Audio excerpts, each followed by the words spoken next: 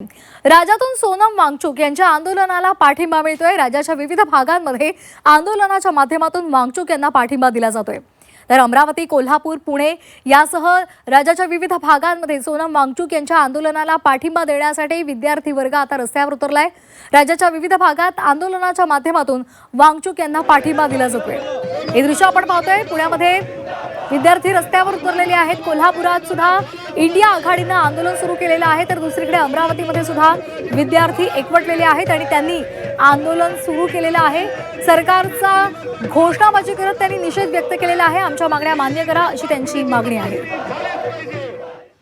India आघाडीचे लोक एकत्र जमलेले आहोत। काय सांगाल, आंदोलनात तुम्ही आलेला आहात, भूमिका अशीच आहे की सोनम वांगचुक यांच्या आंदोलनाला पाठिंबा, विद्यार्थ्यांच्या आंदोलनाला पाठिंबा? विद्यार्थी सुद्धा या आंदोलनामध्ये मोठ्या संख्येने सहभागी झालेले आहेत। या देशामध्ये जे स्वातंत्र्य काळामध्ये चाललेलं सर्वात जास्त लांबचं उपोषण होतं ते 116 दिवसांचं, जे भगतसिंगांनी जेलमध्ये केलेलं होतं।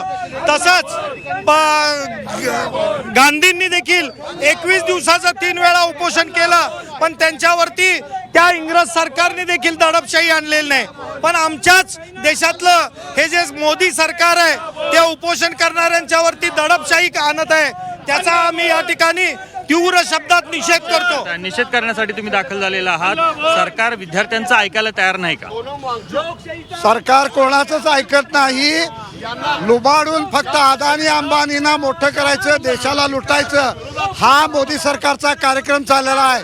त्याच्यातून तरुण हे बेकार राहिलेले आहेत, त्यांना नोकऱ्या मिळत नाहीत आणि अशा बेकार तरुणांना झुरळ बोलण्याचं जर सत्ताधाऱ्यांचं उद्दिष्ट असेल तर विद्यार्थी आणि तरुण हे सहन करणार नाही, ते स्पष्ट झालेलं आहे। या देशामध्ये आता मोठ्या बदलाची वेळ आलेली आहे। मोठ्या बदलाची वेळ आज आलेली आहे देशामध्ये।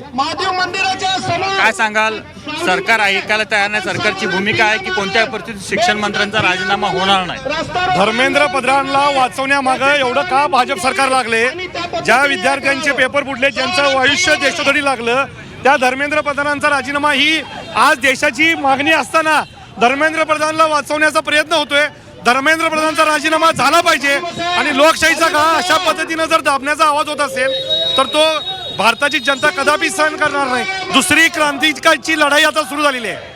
दुसरी लढाई सुरू झालेली आहे स्वातंत्र्याची, अशा प्रकारची भूमिका घेत आपण पाहतो की इंडिया आघाडीच्या वतीने या ठिकाणी आंदोलन केलं जातंय।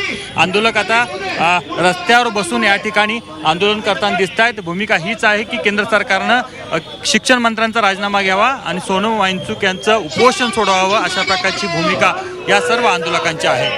कॅमेरामन मृत्युंजय प्रताप नाईक, जी24 तास, कोल्हापूर।